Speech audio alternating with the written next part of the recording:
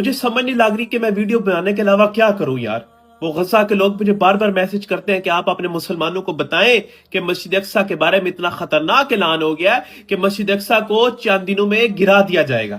اور یہ جو ہے گرانے کی خبر بلا کہ انہوں نے پوسٹ کی ہے یروشلم کے گورنر کے آفس میں، اور یہ لاتعداد نیوز چینل پر اس وقت خبر چل رہی ہے، جس میں آپ سکرین پر بھی دیکھ رہے ہیں، دوم والوں نے بھی اس کے اوپر پبلش کر دیا۔ اللہ نہ کرے کچھ ایسا ہو، لیکن وہ مسلمان ہجڑے حکمران کہ جو یہ دعوے کرتے تھے کہ مسجد اقصیٰ کی طرف کوئی میلی آنکھ کر کے بھی دیکھے گا تو ہمارے سینوں سے پہلے گزر کر جائے گا، انکلوڈنگ شہباز شریف۔ وہ جو ہے غزہ کا سودا کر کے آیا، وہ اسرائیل کے ساتھ، امریکہ کے ساتھ، آج وہ کدھر مر گیا یار۔ اتنی خطرناک خبر آ چکی ہے، اور وہ جو ہے سوئے ہوئے ہیں، ان کے جو ہے کانوں پر جوں تک نہیں رینگ رہی یار۔ ہم مسلمان کیا کر سکتے ہیں؟ ہمارے پاس تو طاقت نہیں ہے، خبر ہی دے سکتے ہیں اور خبر کو پھیلا سکتے ہیں۔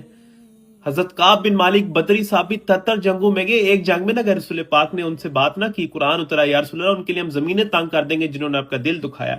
تو یہ مسلمان حکمران جو ہے حرم جاتے ہیں، حرم کی زمین کو وسیع ہوتا دیکھتے ہیں، ماتھوں پر سجدے ڈالتے ہیں اور یہ کہتے ہیں کہ بخشے جائیں گے قیامت والے دن۔